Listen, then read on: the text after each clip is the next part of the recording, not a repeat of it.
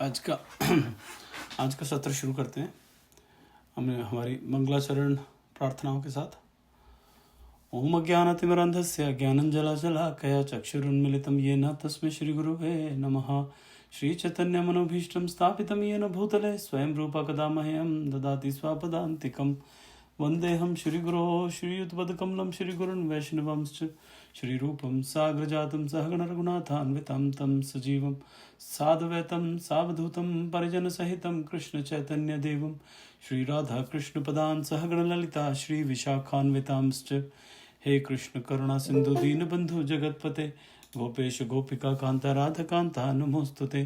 तप्त कांचन गौरांगी राधे वृंदावनेश्वरी वृषभानुसुत देवी प्रणमामि हरिप्रिये। वाञ्छाकल्पतरुभ्यश्च कृपा सिन्धुभ्य एव च पतितानां पावनेभ्यो वैष्णवेभ्यो नमो नमः। नमो विष्णुपदाय कृष्णपिष्ठाय भूतले श्रीमान् कतुदासधिकारी इति नामिने। नमो विष्णुपदाय कृष्णपिष्ठाय भूतले नमस्ते सरस्वती देवे गौरवाणी प्रचारिणे निर्विशेष शून्यवादी पाश्चात्य देश तारिणे। जय श्री कृष्ण चैतन्य प्रभु नित्यानंद श्री अद्वैत गदाधर शिवासादि गौर भक्त वृंद। हरे कृष्ण कृष्ण कृष्ण हरे हरे हरे राम राम राम हरे हरे। ओके, तो आज हमें करना है 4th चैप्टर 23rd। अच्छा, सबको आवाज आ रही है क्या? सबको मेरी किसी ने बोला आ रही है? अच्छा ठीक है, अच्छा ठीक है ठीक है। चलिए जी, हम शुरू करते हैं। 423 से आज शुरू करना है हमें। तो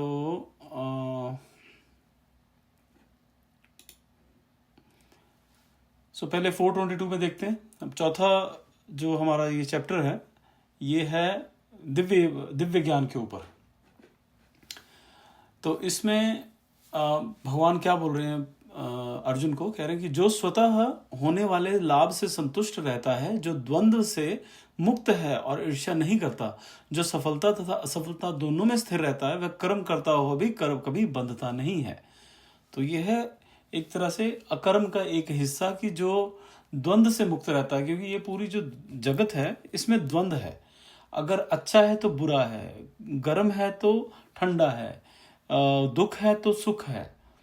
कभी भी एक चीज हमेशा नहीं रहती है। हमेशा दुख नहीं रहता है, हमेशा सुख नहीं रहता है, हमेशा ठंडा नहीं रहता, हमेशा गर्म नहीं रहता है, ठीक है ना।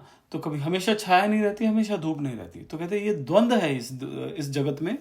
लेकिन जो द्वंद्व में भी भगवान की कृपा समझ के और अपना एक तरह से समझता है कि ये मेरे कर्मों का ही खेल है, प्रारब्ध समझ के जो उसमें एक तरह से बिहेव करता है, एक तरह से अपनी मन की चाल को रखता है, वो कभी कर्म से नहीं बंधता है। क्योंकि कर्म क्या है कि जब आपके ऊपर, हम जैसे मेरे ऊपर अगर कोई बुरा समय आया और मैं उस पे बुरा समय आया तो मैं क्या होऊंगा? इरिटेट हो जाऊंगा, एनॉय हो जाऊंगा, लोगों पर गुस्सा करूंगा, लोगों पर निकालूंगा कि यार इसके ऊपर, इसको तो बड़ा अच्छा मिला है, मेरे को अच्छा क्यों नहीं मिला, मेरे साथ इतना बुरा क्यों हो रहा है। और फिर मैं लोगों की गलतियां निकालूंगा, देखो ये इतना बुरा है फिर भी इसके साथ। तो वो क्या हो रहा है? ये सारे जो है मैं बुरे कर्म कर रहा हूँ। लोगों की बुराइयां करना, लोगों पे चिढ़ना कुड़ना, तो ये सब बुरे कर्म कर रहा हूँ। और उस बुरे कर्म की वजह से मेरे को जो रिएक्शन आएगा वो भी बुरा ही आएगा, क्योंकि बुरे कर्म कर रहा हूँ। तो उस वजह से कह रहे हैं कि जो हर चीज में संतुष्ट रहता है, अपना आपा नहीं खोता, अपने शांत रहता है, बहुत सफलता मिले तभी वो बहुत ज्यादा प्रसन्न नहीं होता, बहुत उसको कोई दुख मिले तो वो बहुत दुखी नहीं होता, तो वो सम रहता है। तो वो जो है वो कर्म के इसमें बंधता नहीं है, ठीक है ना, उसमें बंधता नहीं है। और बंधना क्या होता है? अच्छे कर्म की तो अच्छा हमें बेनिफिट मिलेगा, बुरे की तो बुरा बेनिफिट मिलेगा। और हमारा जो पूरी जिंदगी है, ये जिंदगी और पता नहीं कितनी जिंदगियां, कितनी जन्म हमारे उसी में कट जाते हैं।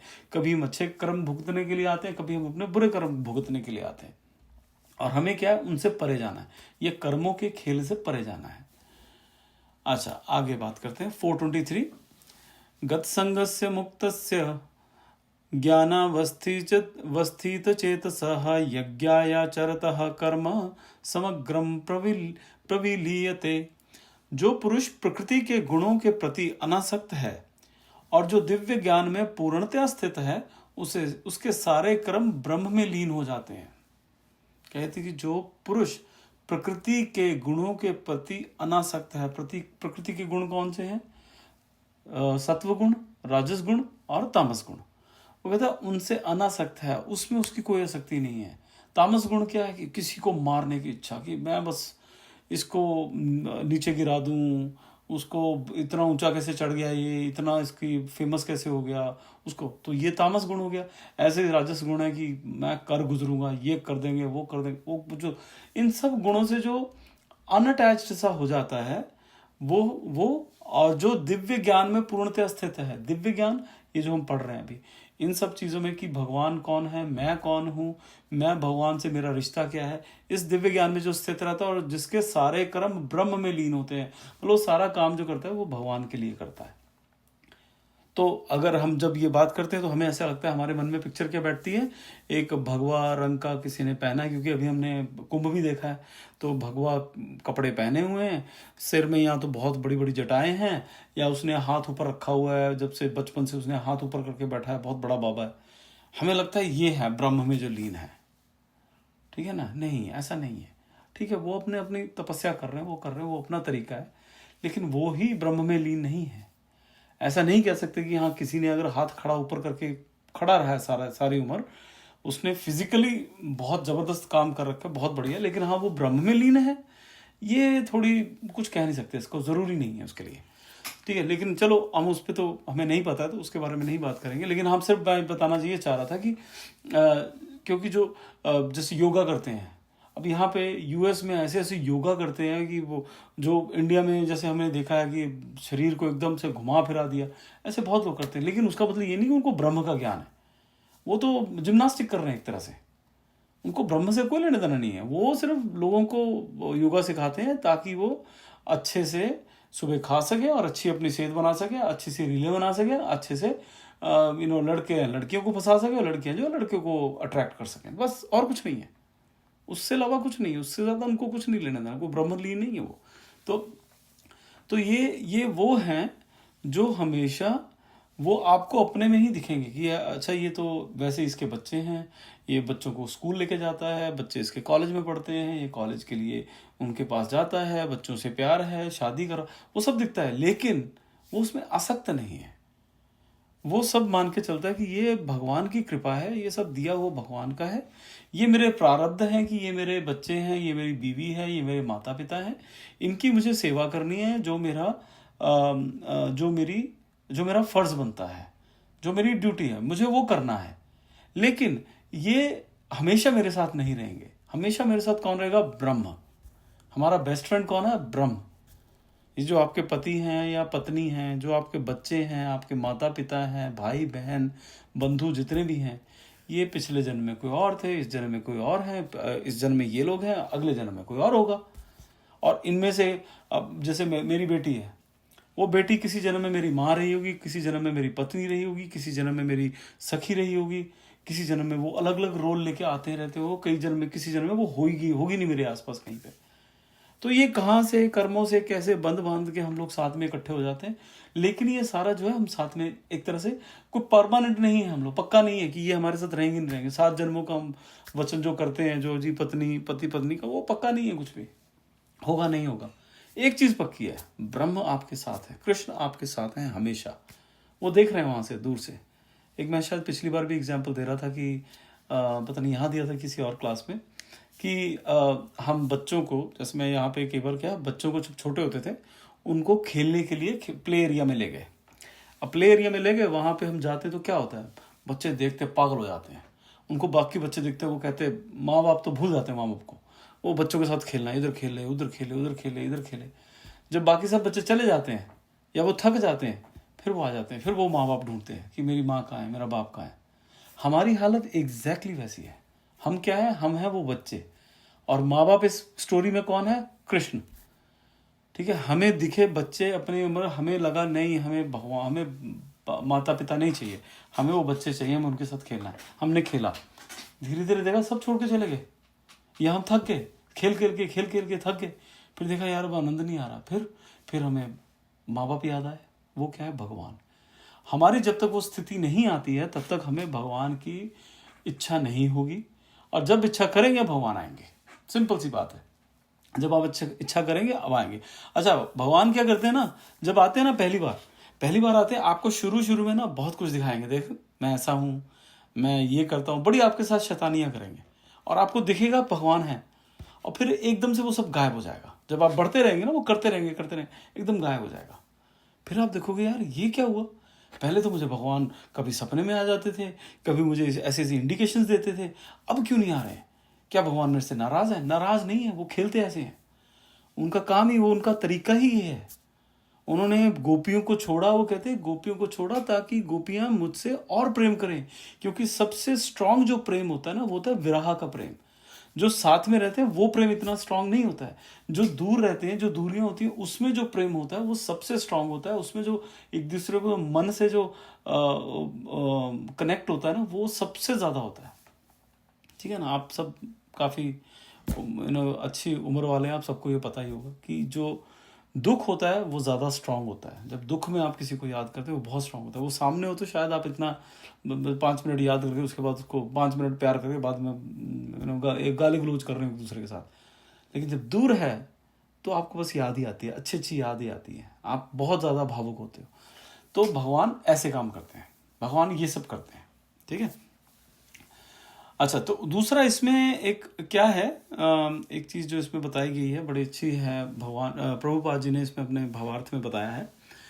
कहते कि इसमें जब हम अकर्म करते हैं, अकर्म क्या है, हम जो भी काम करना है वो भगवान के लिए करना है। ठीक है, जो भी काम करना है वो भगवान के लिए करना है। वो जब हम कर्म करना शुरू कर देते हैं, एक मिनट, ठीक है, जब हम अकर्म मतलब जो भी हम काम करना है वो भगवान के लिए करना, अपने लिए अपने। अच्छा, मेरा घर किसका है? भगवान का घर है। मेरी गाड़ी किसकी है? भगवान की गाड़ी है। मैं खाना किसके लिए बना रहा हूँ? भगवान के लिए खाना बना रहा हूँ। हम घर भी यूज़ कर रहे हैं, गाड़ी भी हम यूज़ कर रहे हैं, खाना भी हम खा रहे हैं, लेकिन एक सिर्फ भाव जो है हमारा, वो भाव ये उसका है। और धीरे धीरे आप देखिएगा आपकी अनासक्ति हो जाएगी इन सब चीज़ों में। धीरे जब हम ये करने लगेंगे ना, धीरे धीरे अनासक्त हो जाएंगे, डिटैच होना शुरू हो जाएंगे इन सब चीज़ों से। अच्छा, ये मेरी बेटी या बेटा किसका है? ये भगवान के हैं। मेरा फ़र्ज़ क्या है? इनको भगवान का रास्ता दिखाना। ये अपने पिता से विमुख हुए हैं या उनसे बिछड़ गए हैं और मेरे पास आ गए हैं। मेरे को उनका रिस्पॉन्सिबिलिटी भगवान ने दिया है कि नहीं, तुम इसको मेरे को याद कराओ, इनको कराओ याद कि यार मैं इसका पिता हूँ, और मेरी ये ड्यूटी बनती है, मेरा ये फ़र्ज़ बनता है कि मैं वो याद कराऊँ। तो वो हमारे जो ऋण होते हैं उनमें से अगर जो एक कुछ 4 ऋण होते हैं हमारे, पितृ ऋण, देव ऋण, ऋषि ऋण, वो सब ऋण जो होते हैं उनमें उनका एक जो मतलब उनका एक महत्व जो है वो ये भी है, और या एक उसका जो काम है वो ये भी है कि भगवान का नाम जो उनको याद दिलवाना, और ये बहुत ज़रूरी है। ठीक है जी। तो हम क्या करते हैं कि भगवान, इसमें प्रभुपाद जी क्या कहते हैं कि अकर्म जब हम करते हैं, ठीक है, अकर्म का मतलब क्या हुआ कि जब हम काम कर रहे हैं लेकिन भगवान के लिए, तो क्या होता है, अनासक्ति होती है। जैसे मैंने अभी बताया ना, जब हम अकर्म से काम कुछ करते हैं ना कि नहीं ये मेरा मतलब मेरा कोई नहीं है, ये मतलब ये मेरा नहीं है लेकिन मेरी ड्यूटी है, मुझे ये सब करना है, तो वो अनासक्ति आती है, डिटैचमेंट आनी शुरू होती है। उससे जब हम डिटैच होना शुरू होते हैं ना, तब दिव्य ज्ञान प्रकट होना शुरू होता है हमारे अंदर अपने आप। तब, क्योंकि जब तक अटैच है तब तो हमारी सारी इंद्रियां, मेरा घर, मेरा बच्चा, मेरा पति, मेरी मित्र, मेरी ज़मीन, मेरी जॉब, मेरा मेरा मेरा मेरा करते हैं। जैसे वो मेरा मेरा निकल गया, ठीक है, एक तरह से हम लोग वो हो जाते हैं, निश्चिंत हो जाते हैं कि भगवान देख रहे हैं यार, जो होना है वो भगवान देख रहे हैं, तुम क्यों चिंता कर रहे हो, जो होना है सो होना है। ठीक है, तो भगवान देख रहे हैं। अब जैसे गाड़ी हम लोग बड़े ध्यान से चलाते हैं अपनी तरफ से, हम थोड़ी चाहते हैं जाके एक्सीडेंट हो जाए, फिर भी होते हैं एक्सीडेंट। लोग जो जिनके होते हैं उनके वो चाहते थोड़ी कि हमारा एक्सीडेंट हो जाए इसलिए गाड़ी चलाने निकलते हैं, लेकिन होते हैं। तो उसमें परेशान होके तो कुछ होगा नहीं ना, जो होना है सो वो दूसरे की गलती से होना है। ठीक है, तो वो होना ही होना है। और अपनी भी जो गलती, इतनी ध्यान रख के भी जो गलती कर दी, तो फिर क्या ही कर सकते हैं। तो कहते हैं फिर दिव्य ज्ञान प्रकट होता है जब हम अनासक्त हो जाते हैं। और जब दिव्य ज्ञान होता है, और दिव्य ज्ञान क्या है, जब भगवान के बारे में हमें समझ में आना शुरू होता है, अच्छा भगवान ये हैं, ऐसे हैं, और भगवान का जो आपको जब सामीप्य मिलेगा, सामीप्य मतलब जब आपको वो दिखाना शुरू करें, जब आप माला करना शुरू करते हैं उनके नाम की, जब उनके बारे में सोचना शुरू करते हैं, हर समय उनके बारे में सोच रहे हैं, ठीक है, कि अच्छा खाना आज क्या खाएंगे, राधा कृष्ण हमारा आज खाना क्या खाएंगे, अच्छा आज लंच क्या करेंगे, अच्छा आज ब्रेकफास्ट क्या करेंगे, अच्छा आज इनको हमने कपड़े लेके आए हैं बच्चों के लिए, पहले इनको पहना के दिखाएंगे, ऑफर कर रहे हैं बस ऐसे कि भाव है कि भगवान आपके लिए, फिर उनके पहने हुए आप अपने बच्चों को या खुद पहनेंगे या अपने पति पत्नी को, जिसको भी पहनाएंगे। तो ये जब कॉन्शियसनेस या ये भाव आ जाता है तो दिव्य ज्ञान की प्राप्ति होती है, और धीरे धीरे वो दिव्य ज्ञान जब बढ़ता बढ़ता हम दिव्यता में विलीन हो जाते हैं, भगवान में पूरी तरह विलीन हो जाते हैं। फिर कौन आया कौन गया, कहाँ है कहाँ नहीं, कोई फर्क नहीं पड़ता। फिर हमारी मृत्यु हमारे हाथ में है, हमारा जीवन, और बल्कि मैं कहूँगा कि मृत्यु और जीवन जो सारा वो तब भगवान के हाथ में होता है। भगवान चलाते, कभी वो जल्दी भी ले जाते हैं, कभी वो कहते हैं नहीं तू आराम से रुक, तेरे को मैं बताऊंगा। अब फिर हम वो दिव्यता में विलीन, मतलब वो भगवान से सीधी बातचीत हो रही है, फिर वो कंडीशन हो जाती है। ठीक है जी, चलिए अगला देखते हैं 424। ब्रह्मार्पणम ब्रह्म हवि हरि ब्रह्माग्न ब्रह्मणाहुतम ब्रह्मैवतेन गंतव्यम ब्रह्म कर्म समाधिना। जो व्यक्ति कृष्ण भावनामृत में पूर्णतया लीन रहता है उसे अपने आध्यात्मिक कर्मों के योगदान के कारण अवश्य ही भगवत धाम की प्राप्ति होती है, क्योंकि उसमें हवन आध्यात्मिक होता है और हवि भी आध्यात्मिक होता है। कहते हैं कि जो कृष्ण भावनामृत में पूर्णतया लीन रहता है, अब पूर्णतया लीन रहने वाला कृष्ण भावनामृत में क्या है, उसका सारा काम जो है वो अपना सब कुछ करता है, नौकरी भी करता है, सब कुछ करता है। जो मैं अभी काफ़ी देर से बोल रहा था, मैं वही दोबारा से छोटे में बताता हूँ कि सब कुछ वो वही करता है जो एक आम इंसान करता है, नौकरी पे जाना, नौकरी से आना, लंच ब्रेकफास्ट सब वैसा। लेकिन सब कुछ उसका भाव ये होता है ये मैं भगवान के लिए कर रहा हूँ, अपने लिए नहीं कर रहा हूँ। ये मैं इसलिए नहीं कर रहा हूँ कि हाँ मेरी रिटायरमेंट में पैसा आ जाएगा या मेरे बच्चों की शादी हो जाएगी, वो इन सब चीज़ों के वो कहता है वो भगवान देखेंगे, मुझे नहीं देखना है। ठीक है, वो सब ऐसे थे। गुजरात के मैं नाम भूल रहा हूँ उनका, नरसिंह मेहता, गुजरात के थे नरसिंह मेहता। वो भागवतम में एक कथा आती है, जब भगवान, आपको पता होगा भगवान का नाम है एक रणछोड़। रणछोड़ उनका नाम कैसे पड़ा? रणछोड़ उनका नाम पड़ा, वो उन्होंने 17 बार, जो जरासंध था वो आया, 17 बार उसने आक्रमण किया मथुरा पे, 17 बार उसको हराया, और सारी सेना उसकी खत्म करके सिर्फ उसको मारते नहीं थे, उसको छोड़ देते थे। वो हर बार सेना लेके आ जाता था। जो वो 18वीं बार आया तो उस समय पे एक और इंसान आया, एक और जब जरासंध आने वाला था उस समय एक और सेना खड़ी हो गई थी। उसके आने से पहले, जरासंध के आने से पहले एक और बहुत बड़ी सेना खड़ी हुई थी, वो थी काल यवन।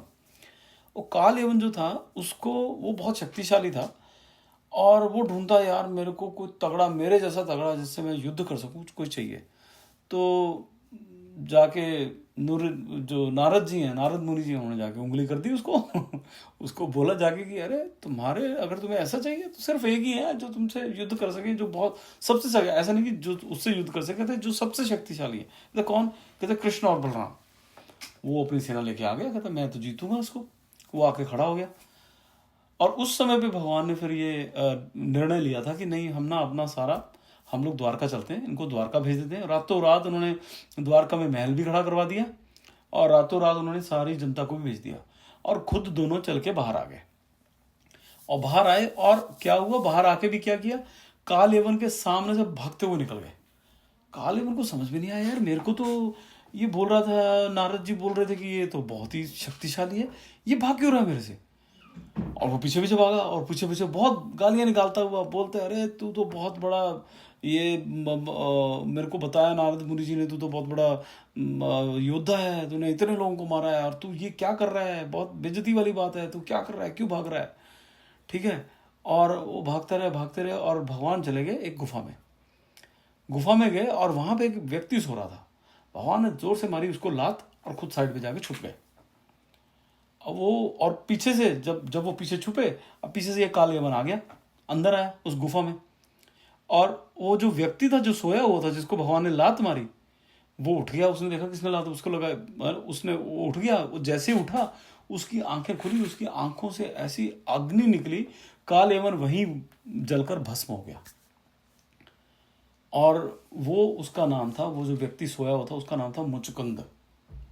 उसको, अब उसकी कहानी ये थी कि वो सतयुग में जब सतयुग में एक टाइम पे, आपने ये भी कहानी सुनी होगी कि पता नहीं वैसे आपने सुनी कि नहीं, लेकिन मैं बताता हूँ थोड़ा सा कि देखिए कहानियों के अंदर कितनी कहानियां हैं छोटी सी कहानी है, उसका हर एक कहानी का कोई ना कोई मतलब है, ऐसा नहीं है। तो ये अगर ये हमारे जो पुराण हैं वो जो इतिहास ना हो, अगर वो सच ना हो तो ऐसा नहीं हो सकता। इतनी बड़ी बड़ी कहानियां लिखी हुई हैं, सब आपस में रिलेटेड है, एक दूसरे में से हैं। तो एनीवेज, तो वो जो मुचुकुंद था वो था सतयुग में ये राजा बना था, सतयुग का राजा था।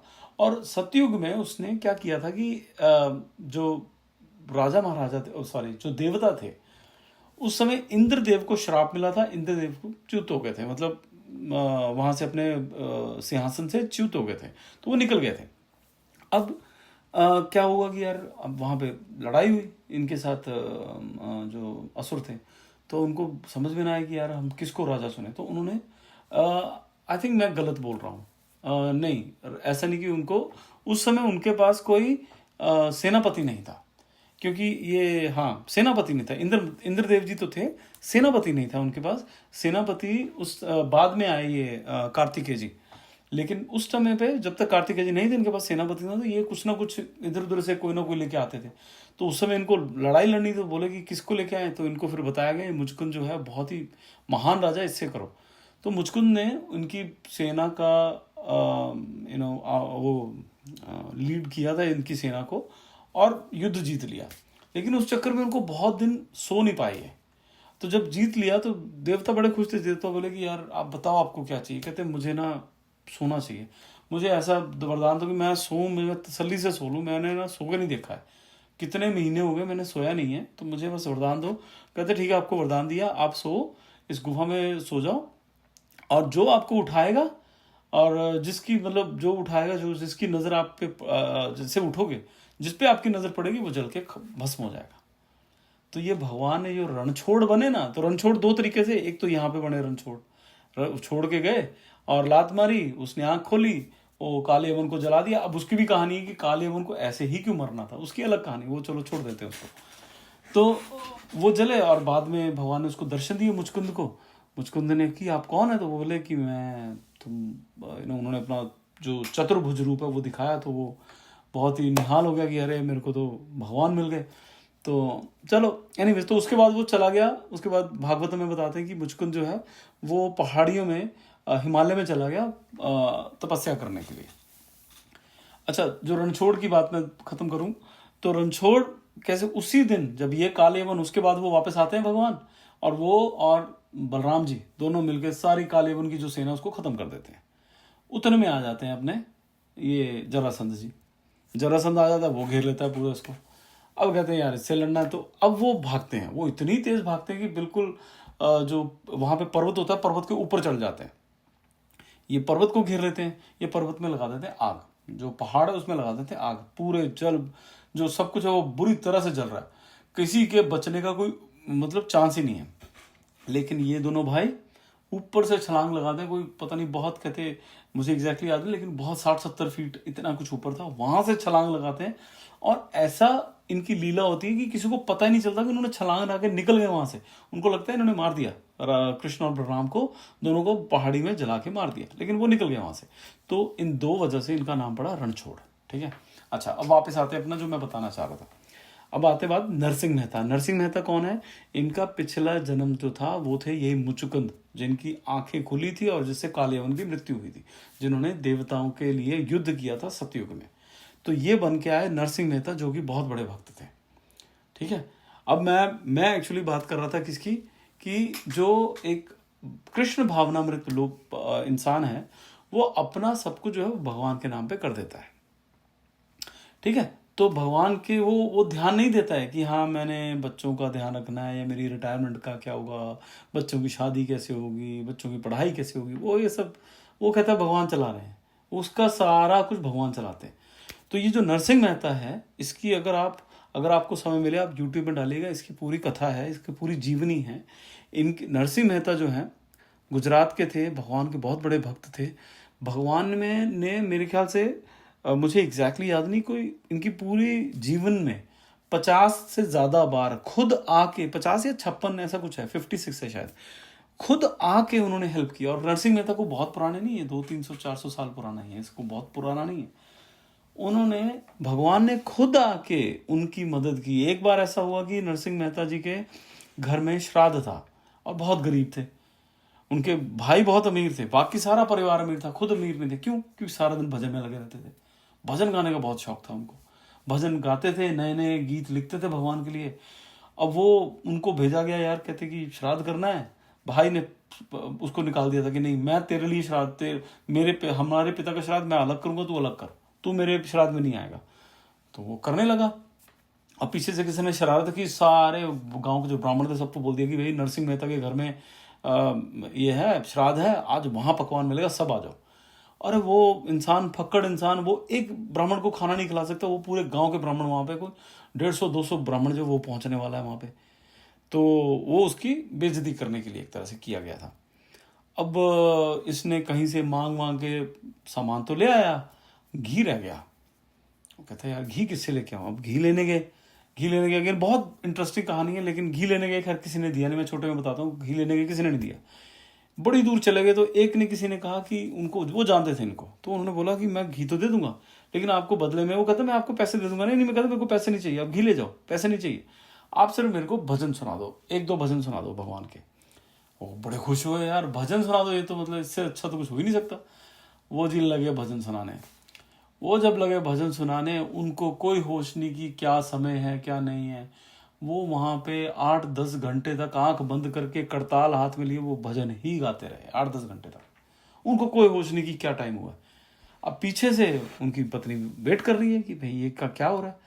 अब भगवान कहते हैं कि अगर भक्त भगवान के नाम पर, तो भगवान भक्त के काम पर। तो यहाँ पे भगवान क्या हुआ, भगवान गोलोक से सारी सेना उठा के ले आए।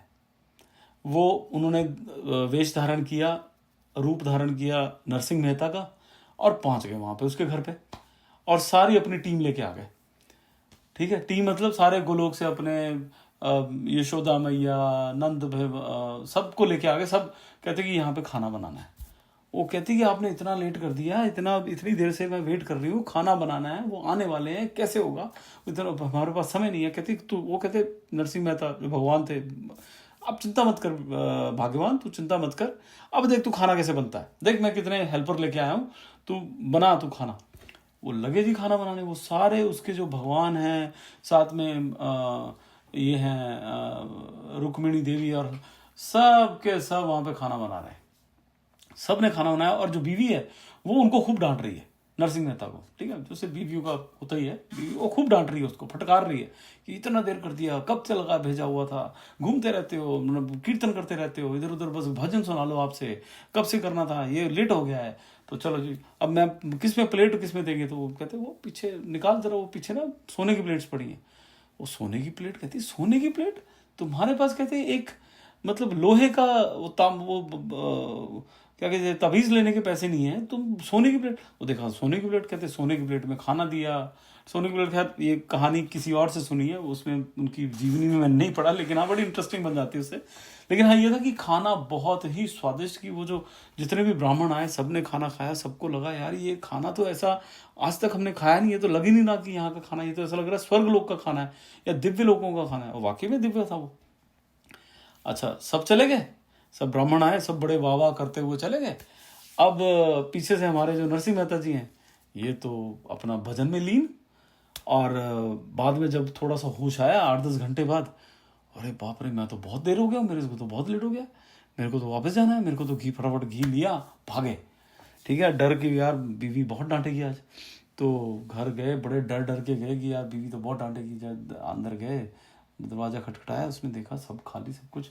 उसने, बीवी सामने आई, बीवी को दिया लोटा, बीवी बड़ी खुश, बीवी तो एकदम, अरे आप ये घी अब कहाँ से लेके आए, घी अब क्यों चाहिए, हो गया ना, तो इतना बढ़िया हुआ। वो एकदम से भौचक्के कि मेरे को तो, मैं तो सोच रहा था आते मेरे को तो गालियां पड़ेगी, तो मार वार देगी मेरे को, कि मैं कब से वहां पे ये करो, मैं तो लेके नहीं आया और समय निकल गया, और ये तो खुशी बड़ी है।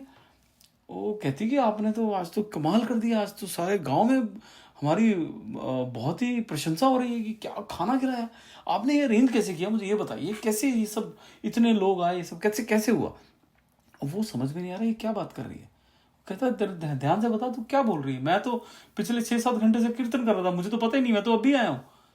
कहती क्या बात कर रहे हो तुम लोग, तुम लेके आए, घी लेके आए, इतना सामान लेके आए, इतने लोग लेके आए जिन्होंने खाना बनाया और उन्होंने खिलाया भी, उनको प्लेटें भी दी, सब कुछ, ये तो सब बहुत खुश होकर गए। कहते क्या बात कर रहे, क्या क्या बनाया था। कहती ये सारा बनाया था। उसको समझ में आ रहा है, अरे मैं नहीं था, मैं तो उधर था, ये हमारे कान्हा थे, कृष्णा थे, वो आए थे, वो सब करके गए हैं। और वो बीवी अपना सिर पकड़ लिया, कहती मैंने तो उनको इतना डांटा है कि पूछो मत, इतना तो मैंने आपको कभी वैसे नहीं डांटा जितना मैंने आपको समझ के उनको इतना डांट दिया है। तो बड़ी रोई तो हुई, लेकिन एनीवेज, तो इस तरह से भगवान उनकी लाइफ में, ऐसे ही एक और आता है कि उनकी बेटी की शादी तय हो गई बहुत बड़े घर में, वो बोलेंगे हमें दहेज चाहिए, ठीक है, इतना दहेज। तो यहाँ से जो विचोला उसने हाँ हाँ हो जाएगा हो जाएगा, तो ये बोले हो जाएगा, तो अब कृष्ण देखेंगे, मुझे तो नहीं पता है कैसे होगा, ठीक है। वहां पे भी बहुत लंबी कहानी, लेकिन छोटी मैं ये बताऊं कि कृष्ण खुद आए, उन्होंने उसका जो जो उसने प्रॉमिस किया था कि मैं लड़की के दहेज में इस लड़की को ये दूंगा, वो सब दे के आए वहां पे। तो इस तरह से कोई 56 बार 56 टाइम्स, ये मेरे को एग्जैक्ट याद नहीं, लेकिन कम से ऑलमोस्ट वो उनकी जिंदगी में आए और उनका काम किया। जबकि वो क्या कर रहे थे, वो सिर्फ इसमें भक्ति में। तो कहने का मतलब ये है कि जब हम लोग अपना हम भगवान के काम में लग जाएंगे ना, तो भगवान हमारे काम में, हम भगवान का नाम लेना शुरू कर देंगे, भगवान हमारे काम में, ठीक है। लेकिन हाँ, इसलिए नहीं हमने का नाम लेना है कि भगवान हमारे काम में लग जाए। कहने का मतलब कि उनका भाव ऐसा है भगवान का, कि जब हम उनके पूरी तरह समर्पण कर देते हैं, तो हमारी जो कुंडली है उसके हिसाब से हमारी जिंदगी नहीं चलती है, ठीक है ना। कुंडली बताती ना कि इस टाइम पे बुरा समय आएगा, ये अच्छा समय आएगा, फिर इस समय मृत्यु होगी।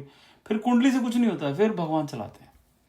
कुंडली कहेगी यार तुम्हारा तो समय बड़ा अच्छा चल रहा है, लेकिन तुम असल में हमारी हालत खराब होगी उस टाइम पे, यार ये तो क्या मतलब, इतना तो बुरा समय आया देखा नहीं मैंने। तो कुंडली कह रही है, ब्राह्मण सारे कह रहे हैं यार तुम्हारा तो समय बहुत अच्छा चल रहा है, ये तो होने नहीं चाहिए। तो वहां पे भगवान क्या करते हैं कि जब आपका अच्छा समय चल रहा है, मतलब आप स्ट्रांग हो, वो स्ट्रांग हो, कहते हैं जितनी इसकी मुसीबतें आने वाली है ना, अभी भेज दो, कि अभी ये स्ट्रांग है, झेल लेगा। बाद में जब ये वीक होगा, तब वो जाएगा ना, तो वो झेल नहीं पाएगा। तो जब वीक होगा तब इसको थोड़ी बहुत मुसीबतें देंगे, क्योंकि उस टाइम पे ये उतने में कर लेगा। लेकिन अभी स्ट्रांग है, अभी ये झेलेगा, इसको जितनी अगले जन्म में भी आने वाले अभी भेज दो, अभी वो मुसीबतें दे दो, ताकि इसके सारे खत्म हो जाए और वे फटाफट मेरे पास आ जाए। तो भगवान इस तरह से चलते हैं, ये कृष्ण भगवान का ये काम है, ठीक है जी। चलिए अब 3 मिनट ओवर हो गए हैं, तो अब हम अगले सप्ताह करेंगे 425 से, ठीक है। तब तक के लिए हरे कृष्णा, श्रील प्रभुपाद की जय, और चैंटिंग करते रहिए, मंत्र का जाप करते रहिए। हरि हरि बोल।